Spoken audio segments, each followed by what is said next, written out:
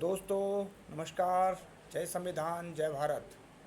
आप देख रहे हैं BS सोशल डेली न्यूज़। मैं वीरेंद्र सिंह।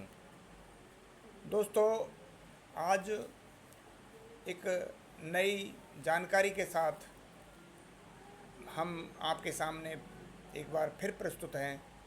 और आज हम बाबा साहब की एक पुस्तक जातिवाद का समूल नाश से लिए गए अंश आपके सामने प्रस्तुत करेंगे। वो जातिवाद का समूल नाश पुस्तक से लिए गए एक अंश जो बाबा साहब के एक भाषण का भाग है। वो बताना चाहते हैं कि कैसे उस ज़माने में जब बाबा साहब थे तो वैसी ही हालत आज हमारे देश की इन बीजेपी के लोगों ने, इन संघियों ने बना रखी है। और ये 100 साल पहले जो स्थिति थी वही लाना चाहते हैं। देश की दुर्गति करने में ये कोई कसर नहीं छोड़ रहे हैं। इनको कोई फ़र्क नहीं पड़ता कि देश के 10 टुकड़े हो जाएं। इन्हें बस मलाई चाहिए, इनके दोस्तों को मलाई चाहिए।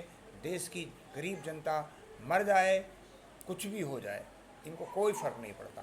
तो मैं एक अंश बाबा साहब के जातिवाद के समूल नाश के संदर्भ में दिया गया भाषण का एक अंश प्रस्तुत करता हूँ। वो आप सुनिए। पेशवा के शासन में महाराष्ट्र में सार्वजनिक सड़कों पर कोई अछूत चल नहीं सकता था। अगर उधर से कोई हिंदू आ रहा होता था, क्योंकि अछूत की छाया पड़ने से हिंदू अशुद्ध हो जाता था। गलती से छू जाने पर भी कोई हिंदू अशुद्ध ना हो जाए, इसलिए पहचान के तौर पर अछूतों को अपनी कलाई या गले में काला धागा बांधना पड़ता था। पेशवा की राजधानी पूना में अछूतों को कमर से एक झाड़ू बांधनी पड़ती थी, जिससे उसे वो रास्ता साफ करना पड़ता था ताकि कोई हिंदू उधर से गुजरे तो वो अशुद्ध ना हो जाए। पूना में अछूतों को गले में एक मिट्टी की हांडी या मिट्टी का कोई भी बर्तन बांध कर लटकाना पड़ता था और वो उसी में थूकता था ताकि उसका थूक ज़मीन पर गिरने के कारण उधर से गुजरने वाला कोई हिंदू अशुद्ध ना हो जाए। हाल के कुछ तथ्यों का जिक्र करना भी ज़रूरी है।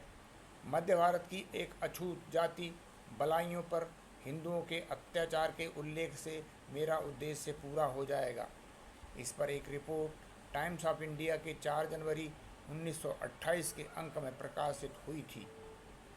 टाइम्स ऑफ इंडिया के संवाददाता की रिपोर्ट के अनुसार ऊंची जाति के हिंदुओं जैसे कलौट, राजपूत तथा ब्राह्मण और इंदौर जिले के कनाड़िया, बिचौली, हप्सी, बिचौली, मर्दाना तथा लगभग 15 अन्य गांवों के पटेलों और पटवारियों ने अपने गांव के बलाइयों को धमकी दे रखी थी कि अगर वे